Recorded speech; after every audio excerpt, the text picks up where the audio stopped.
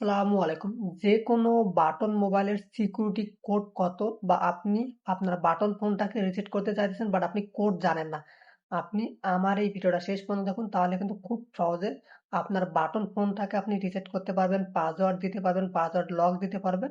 কারণ আমি আপনাদেরকে ২ টা সিকিউরিটি কোড বলবো। এই ২ টা সিকিউরিটি কোডের মাধ্যমেই কিন্তু আপনি এই কাজগুলো করতে পারবেন। যারা ভিডিওটি দেখতেছেন রিকোয়েস্ট করতেছি আপনাকে অবশ্যই কিন্তু ভিডিওটি শেষ পর্যন্ত দেখতে হবে। তাহলেই কিন্তু আপনি সিকিউরিটি কোড ২ টি দিয়ে আপনার কাজগুলো করতে পারবেন।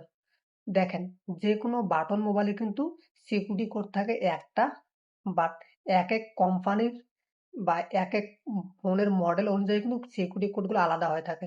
তো আমি বাটন ফোনের সিকিউরিটি কোডগুলো আপনাদেরকে বলতেছি, যদি আপনার ফোনের সঙ্গে এই সিকিউরিটি কোডগুলো মিলে যায় তাহলে আলহামদুলিল্লাহ ভালো। আর যদি না মেলে তাহলে আপনাকে বুঝতে হবে যে আপনার বাটন ফোনটা আগে অন্য কেউ ইউজ করতো, সে তার পাসওয়ার্ড বা সিকিউরিটি কোডটা পরিবর্তন করছে।